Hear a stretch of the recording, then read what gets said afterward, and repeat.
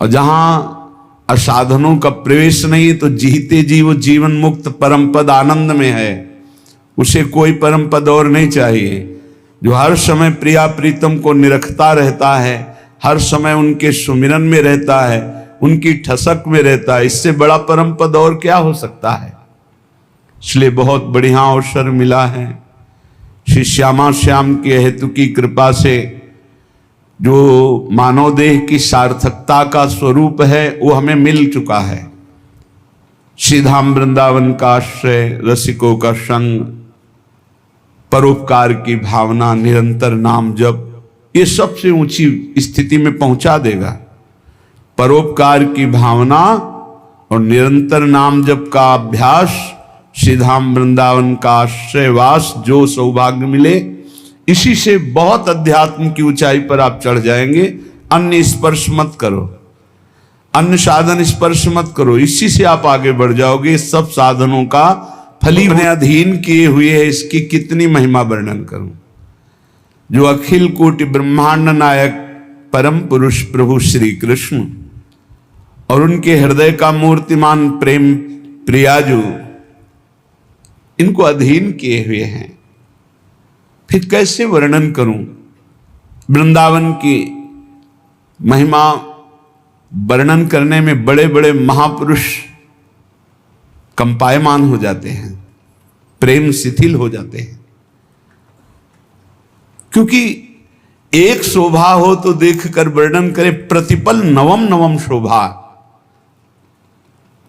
सबको आनंद प्रदान करने वाले प्रभु श्री कृष्ण आनंद समुद्र, और आनंद समुद्र को आह्लाद देने वाली श्री लाडली जू, और लाडली लाल को आनंद देने वाला वृंदावन, कैसे महिमा वर्णन करे। जब लालजू की महिमा को वेद नेति नेति कहते हैं, फिर राधा तत्व तक तो पहुंची नहीं, वेद पुराण निगम आगमों की, फिर ऐसे श्री किशोरी किशोरजू को अपनी शोभा अपने आनंद से लुभायमान किए हुए है। ऐसे महामहिम वृंदावन का कैसे वर्णन करूं। अत्युन्मद महाप्रेम रस सारई सुसंभृतम आत्मवत् स्वीय सकल भज वृंदावनम बनम।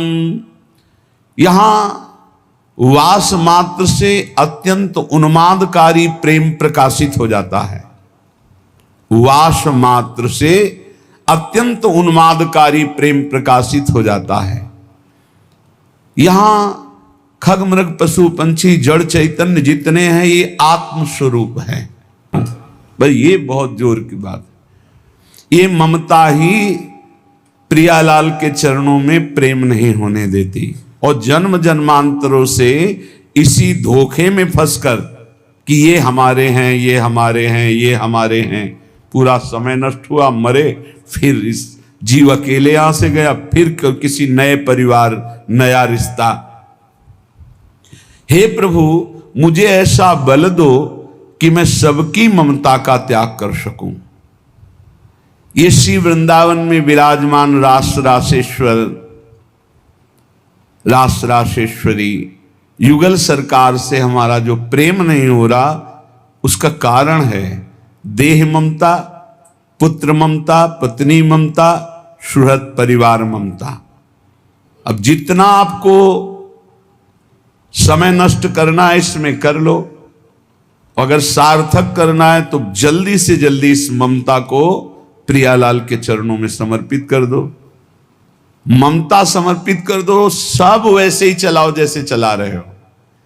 ममता अगर श्री जी के चरणों में नहीं हुई, इनमें हुई, तो अंतिम बात जो हमें उन्मादकारी प्रेम चाहिए था वो नहीं मिलेगा। क्योंकि प्रियालाल के चरणों से जो हमारा संबंध है वो तो है लेगा जो उन्माद पैदा कर देगा। तैयार हो, पहले दुख भोगना है, फिर अपार सुख है। क्यों कहा कि दुख भोगना है? क्योंकि दुखालय संसार में आए हैं। जब भगवान अवतरित होते हैं तो लीला में भी दिखाई देता है बड़ा वियोग, बड़ा संयोग, बड़ा दुखद, बड़ा सुखद समय। एक समान तो बाहरी परिस्थिति में नहीं दिखाई दिया, अंतर में तो एक ही हैं, एक समान है, सम है, पर व्यवहार में कभी संयोग, कभी वियोग, कभी दुखद परिस्थिति, कभी आनंदमयी परिस्थिति। जब ईश्वर के अवतार लेने पर ऐसा है तो फिर मनुष्य, जब आप मनुष्य रूप में आए हैं, साधना में लगे हैं, तो दुख आएगा। दुख और महादुख, महादुख असाध्य, किसी भी तरह से टलने वाला नहीं है, भोगना ही भोगना है। में रख लो, ये बहुत अच्छा रहेगा, बहुत पक्के हो जाओगे। जब घर से निकले तो जन्मभूमि से थोड़ा ही निकले थे कि मन ने डरवा दिया, भोजन कहां करोगे, कौन देगा भोजन का। ये तो अभी तो शुरुआत ही हुई कि इसने हमारा साथ ही देना बंद कर दिया, बिल्कुल घबराहट पैदा कर दी। कहां रहोगे, कौन तुम्हारा पालन पोषण करेगा, कौन तुम्हारी रक्षा करेगा, इतने प्रश्न उठा दिए, पर कदम नहीं रुका, खड़े नहीं हुए, भागे। कहीं कोई जग न जाए, कहीं कोई देख न ले, बस भागते गए और उत्तर देते गए मन को, प्रभु जहां जैसे रखेंगे वैसे रहूंगा, प्रभु भूखे रखेंगे तो भूखा रहूंगा, प्रभु अगर पिटवाएंगे तो पिट लूंगा, प्रभु मरवा डालेंगे तो मर जाऊंगा, कदम पीछे नहीं लौटाऊंगा। पता नहीं पूर्व का कुछ होगा ऐसा। बस वही शब्द पूरे जीवन भर उत्तर देता रहा इस मन को। जब इसने पछाड़ मारने की कोशिश की, ता उसको वही उत्तर नहीं, तो कदम आगे बढ़ते चले गए। महासहान दुख, खूब भजन कर लो, आगे दुख आने वाला है। लिख लो अपने लोगों की क्या भजन साधना है, जो रात दिन दिव्य भजन करते रहे। उनके जाते जाते शरीर में पूज्य पाद उड़िया बाबा जो 18 घंटे पद्मासन, 18 घंटे एक आसन में बैठे, उन महापुरुष के गुदाद्वार में ऐसा चटक गया था। वो जो भी नाम हमें तो याद नहीं है, ये इन नामों में नहीं है जो अभी लिए जाते हैं, गुदा रोग से संबंधित, जो बड़ा पीड़ा देने वाला रोग होता है, पर वो होता इन्हीं गुदाद्वार के अंतर्गत, बहुत पीड़ा। पर वो ऐसी स्थिति में भी पद्मासन में अपने आसन में बैठते थे, कोई औषधि प्रयोग नहीं।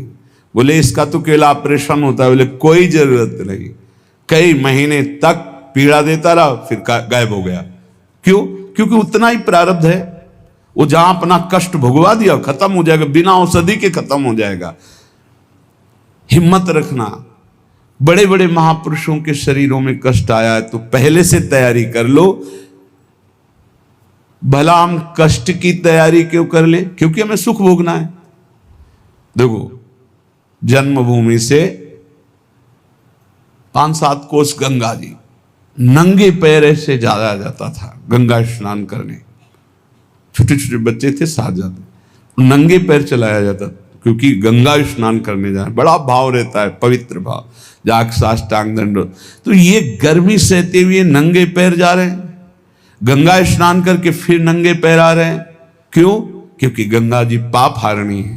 पाप नष्ट होगा तो क्या होगा? बोले सुख मिलेगा। सुख की लालसा से इतना कष्ट सह जा। निर्जला एकादशी रह रहे हैं, एक बूंद पानी नहीं पी रहे, कष्ट सह रहे। ये कष्ट क्यों सह रहे?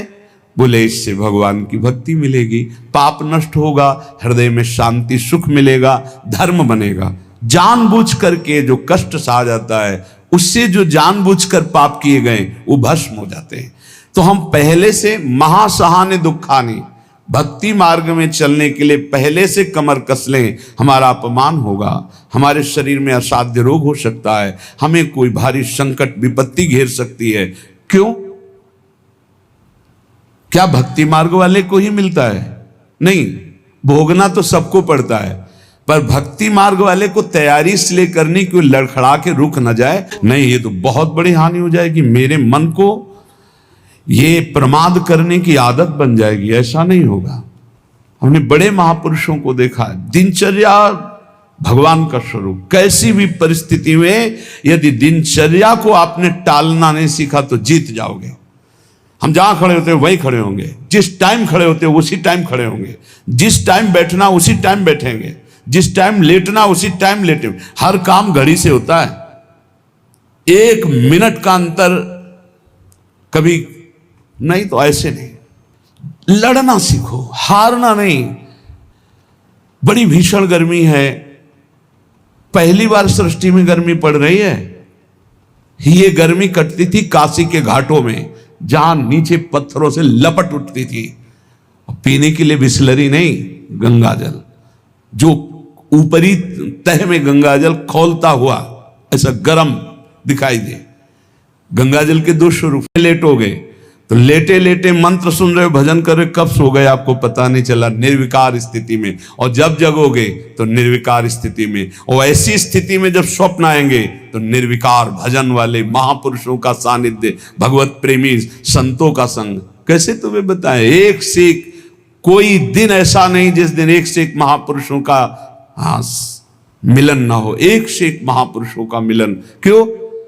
भगवान सब रूपों में है, उन्हीं की शरण में, उन्हीं का निरंतर चिंतन है, तो वो अपने भक्त का मनोरंजन करते हैं। भक्तों का मनोरंजन किससे होता है? भगवान से। भक्त जन मनोरंजन, भगवान का नाम। तो कैसे मनोरंजन? जैसे आदमी थक जाता है तो बोले अब ये लगाओ थोड़ी देर देखे। तो भक्त को विश्राम देने के लिए भगवान क्या करते? स्वप्न में अपनी दिव्य लीलाएं, कभी किसी भक्त का सानिध्य, कभी वो जगह परमानंद में डूब रहा है। आज तो हमें कबीरदास जी के दर्शन हुए, आज तो हमें महापुरुष के, आज राधा बाबा के एकदम आनंद मगन। आज तो प्रभु देखो कैसी लीला दिखाई, बड़े बड़े दिव्य भाव। कब? जब शयन करने के लिए शयन नहीं कर रहे, भजन करते हुए शयन कर रहे। जितना हमारा समय है लेटने का, बस उतना ही समय है, उसके अलावा नहीं। थक गए होगे आप, लेट जाओ। आसपास जैसे सेवा में जो रहते हैं, हाँ ठीक, लेट जाएंगे। अभी 35 मिनट है लेटने वाले समय को। फिर खड़े हुए 4 कदम चल के आए, फिर बैठ गए। आप पूरा हो जाओ, बिल्कुल समय हो गया। कांटे पे समय आया, लेट गए। कांटे पे समय आया, उठ गए। इससे आपको वो पावर मिलेगा जो आपको परास्त नहीं कर सकता। जब साधक के सुनते हैं कि थोड़ा स्वास्थ्य आज अनुपस्थित इसलिए, साधन कुंजों में जो नित्य विहार करने वाली गौर श्याम महाश्चर्य में जोड़ी है, यही मेरा जीवन है, यही मेरा सर्वस्व है। मंद प्रज्ञास्त एवात्र मंद भाग्यास्त एव ही, ये वृंदावन माश्रित राधा कृष्ण न भेजी रे। स्वामी अनंग बोधाश्रम स्वामी जी, देखो ऐसी धूप में रेत कैसी होती जानते हो? जैसे चना डाल दो तो भून जाए, ऐसी रेत होती गंगा जी की। हम चले हैं, उस पे रहे हैं, पैर रखो तो ऐसा लगता है जैसे तपते हुए तवा में रख दिया। जो यहाँ शुष्क रेत है ना, एकदम सूखी रेत, वो बिल्कुल भुनी हुई, ऐसे लगते है कि बस अन्न डाल दो तो लावा बन जाए, भुन जाए, ऐसी रेत। और आप दिगंबर उसी में रहते थे, रात दिन 24 घंटे। जैसे दोपहर में कोई बहुत दया करके भिक्षा देने जाता, अरे स्वामी जी, अरे पैर रखते नहीं बोलता, तो ऐसे कह देते, ऐसे रेत लेते, ऐसे फिर अच्छा खड़ा हो जाया शीतल में। और आप कितने गंदे आचरण में चलता है तो उसका अवसर पर सगा भाई भी साथ नहीं देता है। दैवी शक्तियों की तो बात क्या जाने दो। अपंथानाम तो गच्छन्तम सोदरोपि विमुंचति, जो उदर से, उसी उदर से प्रकट हुआ सगा भाई, वो भी त्याग कर देता है, उसका कोई साथ नहीं देता।